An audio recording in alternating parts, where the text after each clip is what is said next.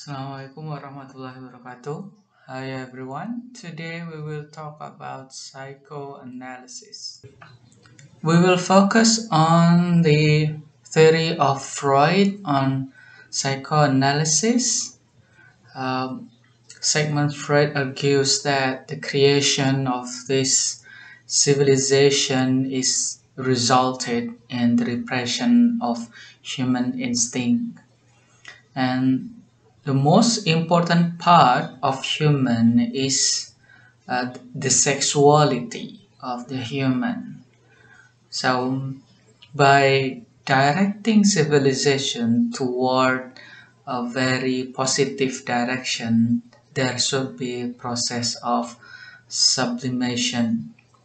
Kita akan bicara lebih banyak mengenai sublimasi di slide berikutnya. Namun yang perlu saya tekankan bahwa Freud mengatakan bahwa represi dari human instinct ini perlu dipahami sebagai id, di mana di dalam id itu menyangkut atau terkait dengan sexual drive.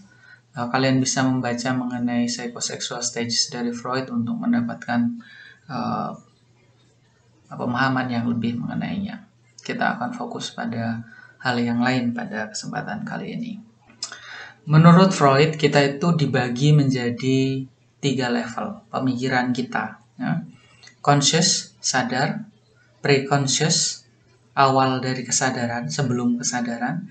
Yang paling dominan adalah unconscious atau hal yang tidak kita sadari. Sedangkan di dalam level conscious adalah pemikiran dan persepsi. Pemikiran, persepsi adalah penilaian terhadap hal-hal yang kita lihat. Preconscious adalah memori, ingatan kita. Kemudian stored knowledge, segala hal yang kalian ketahui mengenai dunia sekitar kita. Kemudian di bawah ada sexual desire, fears, violence, immoral urges, selfish needs, irrational wishes, and so on. Jadi, menurut Freud, inilah yang kemudian repress, seperti yang disebutkan di awal bahwa untuk membangun sebuah peradaban, maka unconscious ini perlu diarahkan ke arah sublimasi yang baik. Sekali lagi, ini adalah gambaran bagaimana 3 elemen dari psikologis kita, psikik kita, yakni ego. Ego itu segala hal yang terkait dengan rasionalitas kita. Knowledge, rationality ada di sini. Itu disebut ego. Kemudian ada id. Id itu adalah keinginan dasar, biological component gitu ya, yang isinya adalah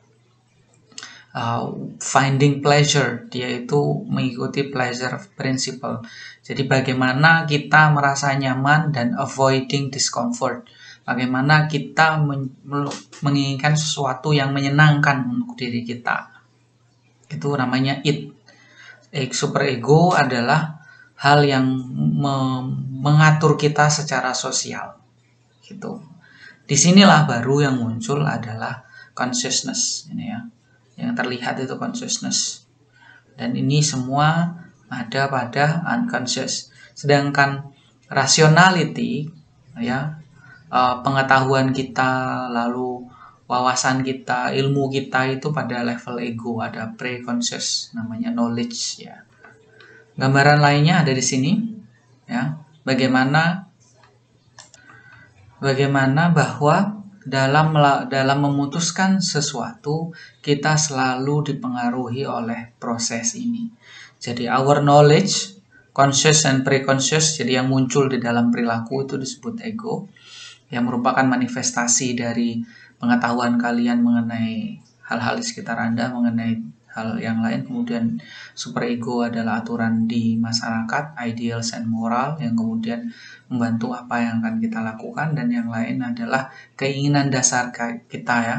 Pokoknya gimana caranya mendapatkan yang enak-enak, bagaimana kita mendapatkan segala hal yang buat kita nyaman ya, seeking for pleasure, itu it.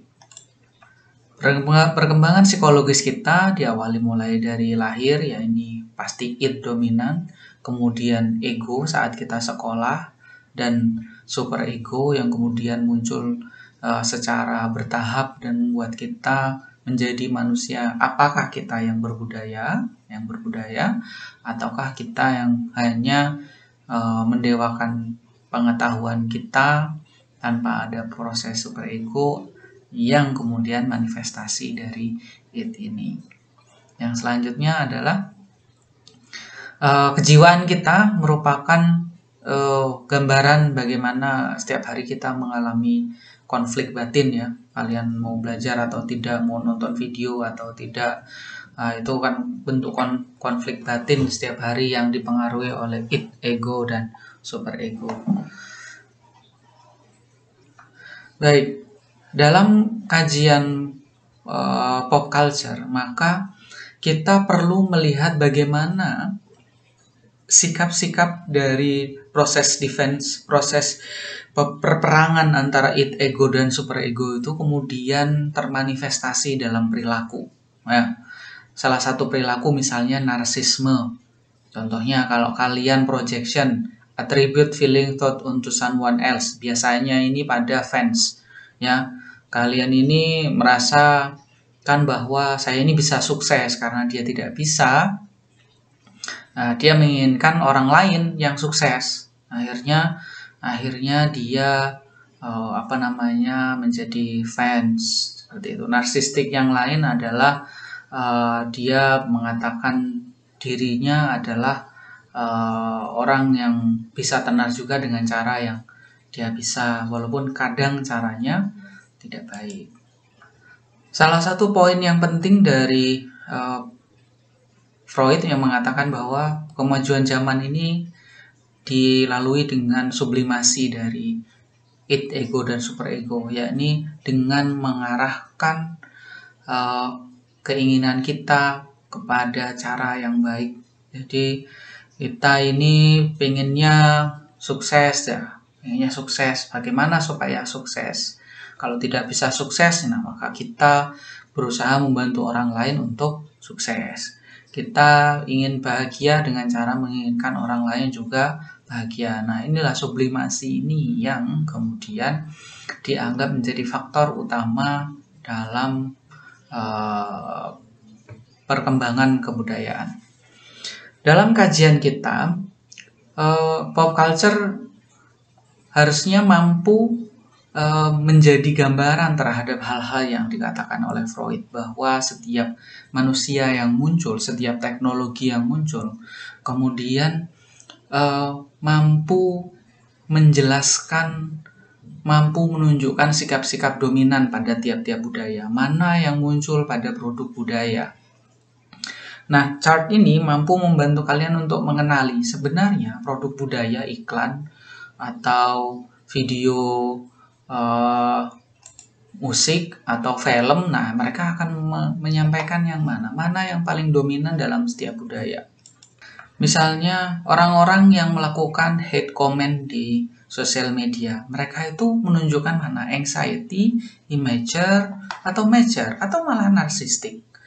Nah, itu yang perlu kita lihat trennya. Sebenarnya mengapa begitu? Atau iklan-iklan, apakah mereka itu memarahkan kita pada seeking for pleasure, ya, kita pokoknya enak, bagaimana hidup nyaman tanpa berpikir akibatnya, seperti itu. Nah, itulah objek kajian dari psikoanalisis dari Freud terkait dengan pop culture. Isu yang lain yang mungkin bisa kalian pelajari adalah mengenai Oedipus kompleks dan Elektra kompleks, di mana ini sering terjadi dan sering ditunjukkan pada sosial media dan gambarannya ya. Ini kalian perlu membaca lebih banyak, saya harap kalian membaca. Kalau ada pertanyaan bisa ditulis di grup, maka akan saya membahas lebih spesifik. Terima kasih, itu yang bisa saya sampaikan di pertemuan kali ini. Assalamualaikum warahmatullahi wabarakatuh.